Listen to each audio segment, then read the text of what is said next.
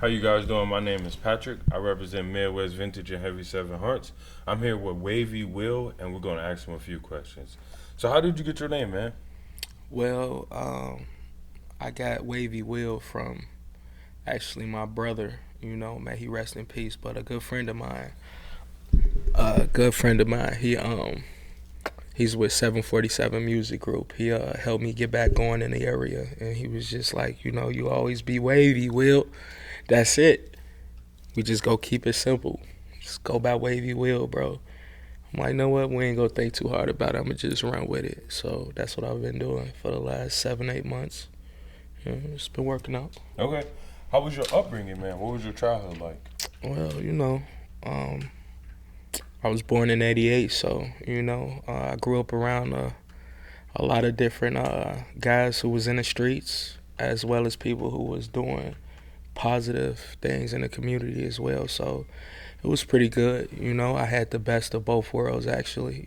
So I got to see what living comfortably looks like, and I know the other side of not having anything. So make you appreciate stuff a little bit more. So yeah. What got you into music, man? What was like your first introduction to music? Well, my first introduction to music would be my grandfather, Otis Wooten. May he rest in peace. I call him the Rev. He had a gospel group, and I was always involved in like church and stuff like that too. So I used to go to his rehearsals and shows at revivals and stuff like that. And when we got of age, started recording them. So once I got finished recording them, me and my cousins took it upon ourselves to, mess around with the boards and record each other and stuff like that with the rest of the time. So, and it just stuck after that. I just know I want to do music some way or how, if I could. Okay. You know what I mean? Just kind of find my lane and shit and make it work. This video is sponsored by Heavy Seven Hearts. Everything is one of one or exclusive. Our mission is to change the world one trend at a time. If you go to our website, you will see Proud to Pay. This item is for all of our customers that want to support us in our mission. Thank you guys, and we appreciate you. Are you just a vocal artist, or do you do some producing? What's your process when making music? Well, it's probably no different than a lot of other people. When I first got into it, I like start with the beat. I used to make beats myself, but now I ain't gotta make too many beats nowadays. I got a good friend who he excel in that area, so I can just fall back and kind of listen to my brain and somebody else's body working, so I can just focus on coming up with some lyrics and stuff like that when I'm doing music. So yeah. Okay. Who did you look up to within music growing up?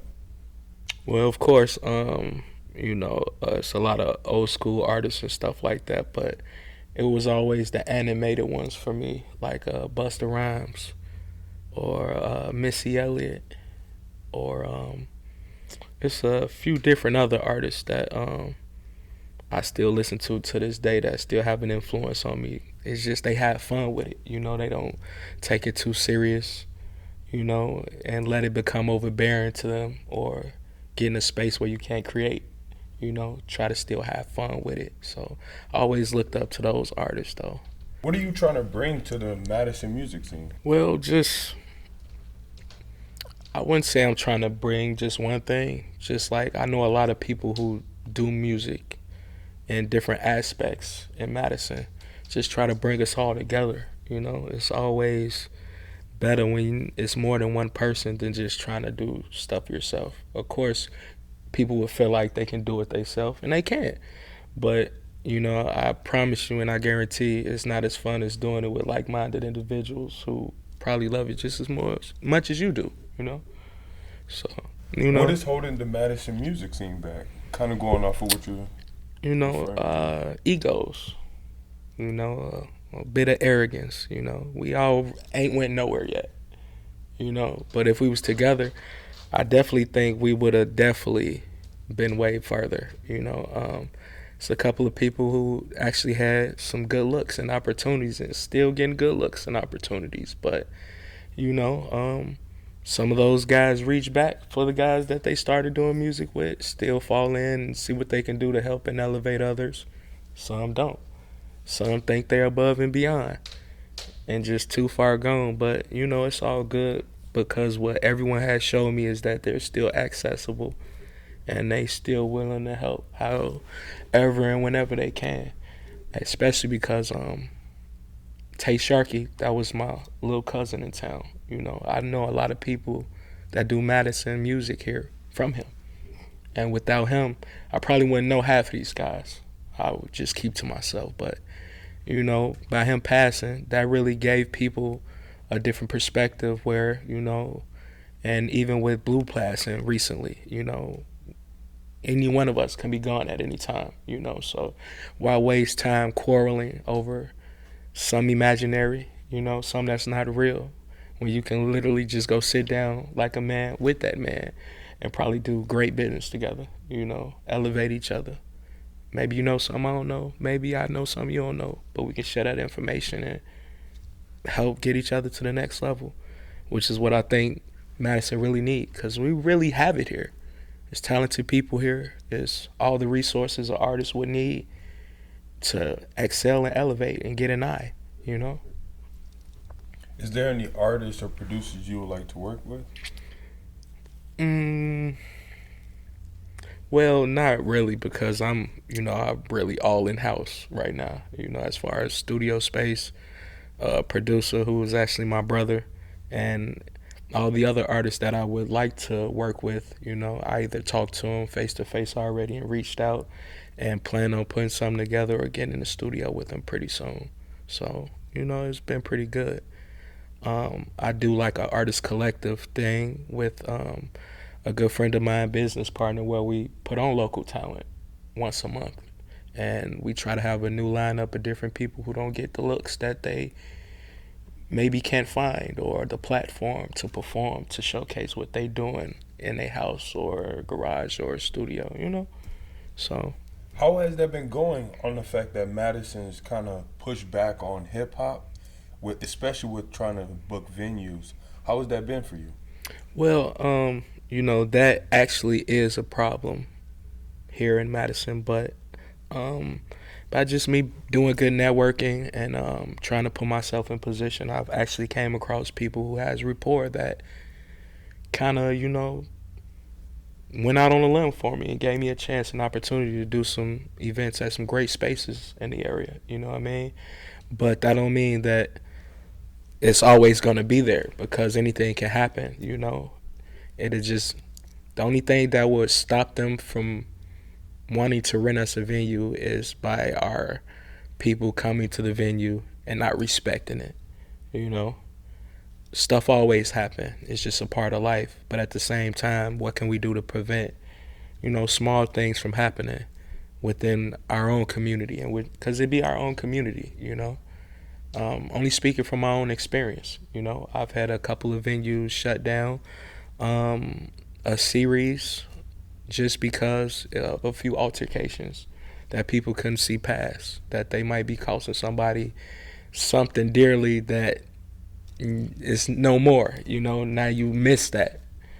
And then no one else want to give an opportunity, because the bars and the people who do shows and stuff like that, they're a tight-knit community. So if something happened at one venue, they're going to make sure that at their next meeting, when they get together, to bring that up. And then that can actually get you blackballed as well, where no venues or businesses will want to take a chance on you, or the African American community for that matter, because it's only hip hop and the African American community that has that problem in this town. But it's been pretty cool, It's a lot of good outlets and people who's been taking chances, and it's been going pretty well, I do a lot of stuff at Rabinia Courtyard, the owner of the space. Awesome, he could say no.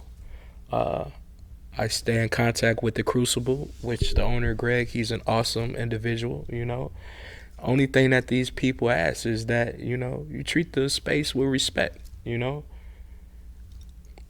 Act like you got some sense about yourself, you know what I mean? Instead of make a fool of yourself, because it can cost somebody else who worked very hard to make this happen just get it taken away from them, you know? So appreciate the opportunity. Yeah, yeah, definitely, always, because I know I appreciate mine, you know what I mean? And like like I said, we lose people every day. You never know. So, and conducting yourself in a civil manner, like you want to give and receive constructive criticism. Um, you don't want to be too uptight. You want to be a good person. Act like that. Then you know what I mean. You go outside with a negative attitude, a negative outlook, you gonna attract negative things. You can make somebody who probably was having the best day of their life negative and angry just because of your state of mind that you're in at that time. You know what I mean? So What advice would you give to a younger artist? keep going, man. Um, Dedication, consistency, coming up with a plan, seeing it through, whether if it fails or not. Just because it might not go your way don't mean that you don't get back to it and try it again, because it might work the next time. I stopped doing music for a long time, and I got an opportunity to get back to it. Man, sometimes I still don't take it as serious as I can. You know what I mean? But then I got to snap back in reality and realize that this opportunity can be gone just as quick as I got it. So, got to go hard and take advantage of it when it's presented. Because I definitely don't want to be one of the people to be like, I had a great opportunity and I let it just pass me by. Might not come again. So do you have any projects that we should be looking out for? Well, actually, me and my best friend, my brother THP, we doing a collective project called Top, the Other P's, and we're gonna be doing an artist collective album with a lot of the different artists that I showcase at the shows. Put us all together for a collaborative joint. And I'm always coming up with different shows and different stuff like that too, whether it's Sunday brunches with my good friend Willie Wright. I appreciate him and the opportunities he gave me too as well. Yeah, a lot of stuff. I'm going to be starting back at the Crucible next month. It's going to be like every second Wednesday instead of the old every third Thursday. I just hope y'all come out, have a good time, and leave the bull at home, and think it'll be smooth. And yeah, man, I definitely stay vocal on social media with what we got going on. So just keep a lookout for that. What are some essential things you need while in the studio to get in your zone? Good vibes, man. Good people. Good energy. Just one person can throw that off, right? You know what I mean? Negative energy can kill a positive. You know what I mean? So, and definitely transfer. But, good vibes, good people, good setting. Definitely adds to the vibes of the music. So, yeah. Thank you guys. My name is Patrick. I represent Midwest Vintage. This is Wavy Will. If you would like to check out of any of his events, it is posted on social media